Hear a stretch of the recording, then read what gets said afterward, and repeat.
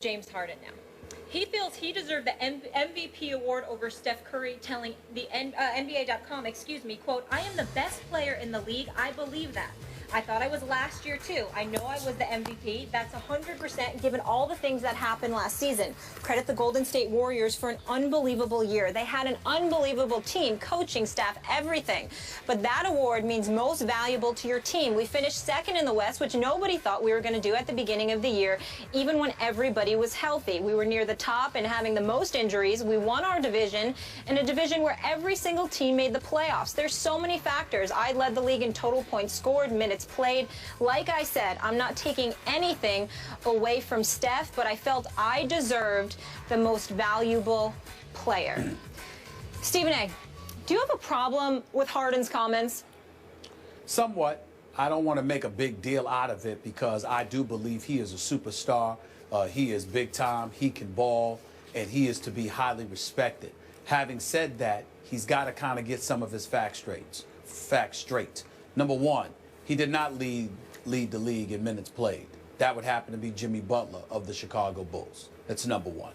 Number two, when you look at his numbers, 27-7, 44% shooting, 37% shooting from three-point range. He was absolutely sensational, particularly when you consider the fact that Dwight Howard missed about 40 games. Ultimately, Patrick Beverley went down. You have to look at it from that perspective, and without a doubt, James Harden carried the Houston Rockets. He is the star of that franchise. He is the star in that city. They go where he takes them. There is no question about it.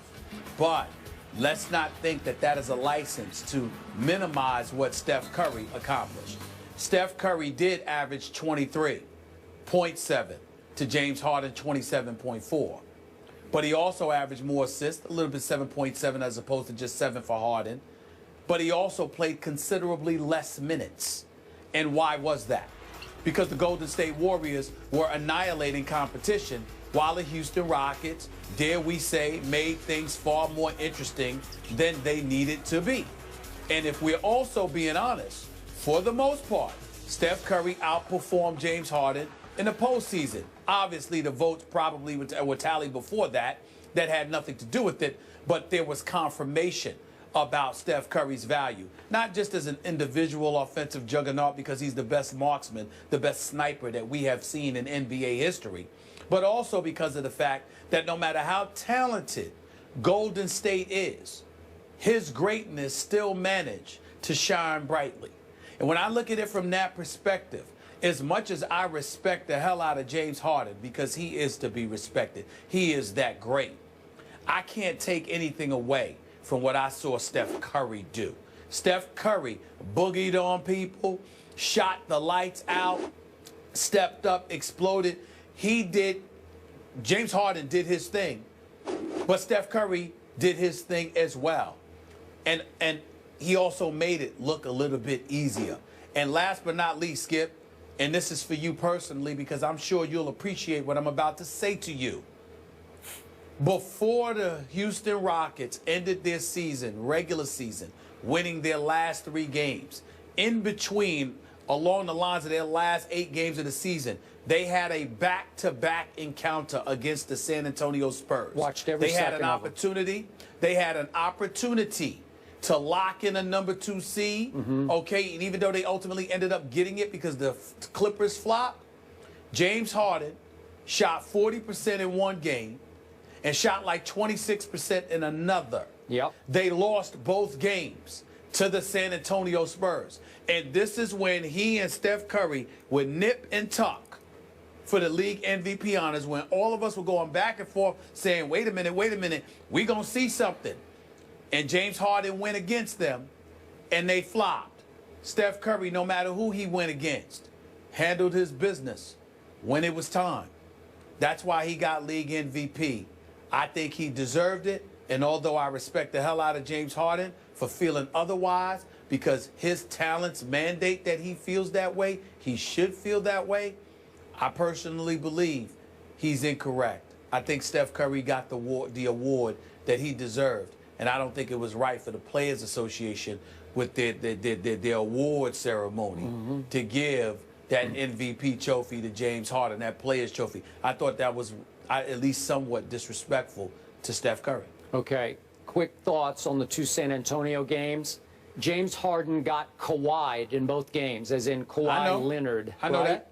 Okay, so I did not hold those 2 games against Harden in the big picture, like when we're talking about who's the MVP, and I think you and I agreed that he had a strong case for MVP. We both, in the end, maybe me a little ahead of you.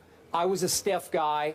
You hung in for a while with Harden, and you made a good case, and then in the end you said, no, it's Steph. But here's my problem with your problem with this. It just seems hypercritical, and we know on this show you're the one who's always hypercritical of NBA stars. I'm always the objective one and the reasoned one, right? But to me, in this case, you know, you're being hypercritical because I don't have any problem with what James Harden said. What do you want him to say?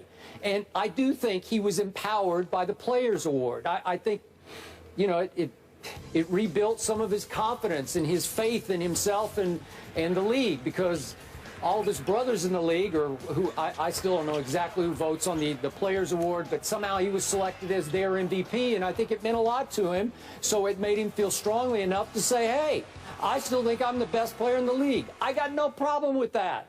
Do I agree with that? No, I don't agree with that, but I don't think less of him for saying that. I actually think more of him because he's really good, and I think they are going to be really good this year. And we'll see when crunch time comes. Like you said, he had those 2 bad games that they were in the playoffs that didn't count against him in the regular season. But the 2 worst games of the year for him was Game 3 at home and then Game 5 at Golden State when he went 3 for 16 and 2 for 11.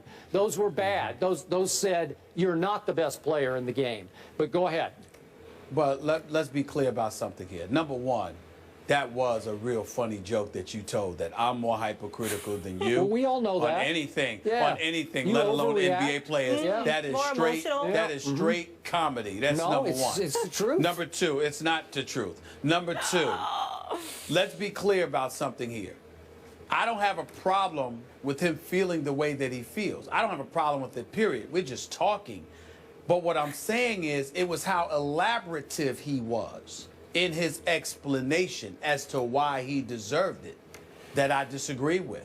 I just disagree with it. I think when you take into account the fact that Golden State was blowing out a few folks, Steph Curry only averaged 32 minutes a game. You know why? Because he could afford to. Yeah. Because he didn't need to play those minutes, because the team collectively was handling its business and running people off the floor.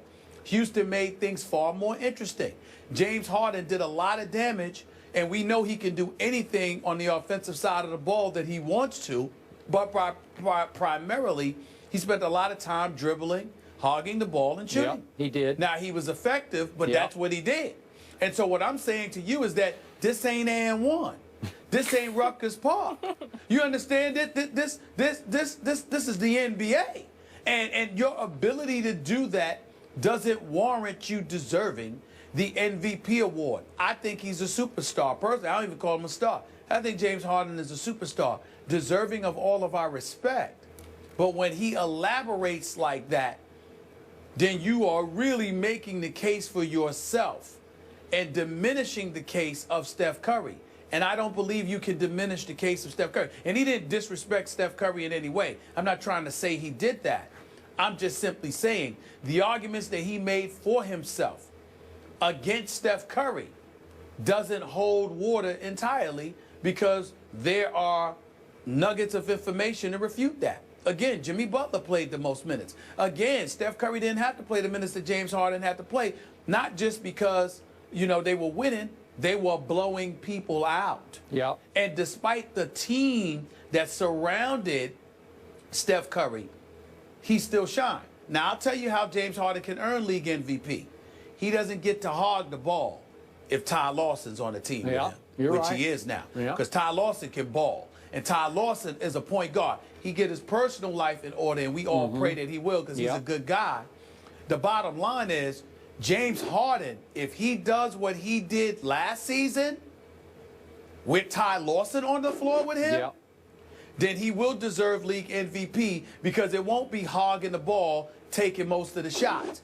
it will be within the framework of an offense that will make Houston even more lethal than they were in the postseason last year. Yep. And I think that that's what will help elevate James Harden to league MVP honors. Okay, so to sum this up, the only problem I would have had with James Harden is if he had said he's the best player in the city of Houston, because he just lost that to Dallas Keuchel, who dominated your New York Yankees. No and the beard you should fear in Houston is not James Harden, it's Dallas Keuchel, Dallas in Houston.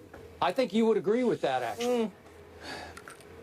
When I saw the note that Alex Rodriguez is hitless in his last 19 postseason at-bats, this is not the day that I'm in a position to come back at you for such a statement. I'm so disgusted with Alex Rodriguez. I'm so disgusted with him. We're playing for CeCe now. We're playing for CeCe now. This is what he said. And what did I say immediately when he said that, Skip? I had a problem with it. I said, well, if he goes out and stinks up the joint. Did you play for CeCe then? What does he do? He goes out and stinks up the joint. I'm just so disgusted. You got me today. I'm going to leave it alone. Well, where I got you is that Dallas Keuchel just finished pitching 22 total innings against your New York Yankees this year, 2 regular and 1 playoff game, and they still haven't scored on him. Keep your chin up, superstar. All right, stay in New York. Odell Beckham is catching a lot more than just footballs. He's catching heat from the Bills. Herm Edwards will join us after the break, and we'll get into it.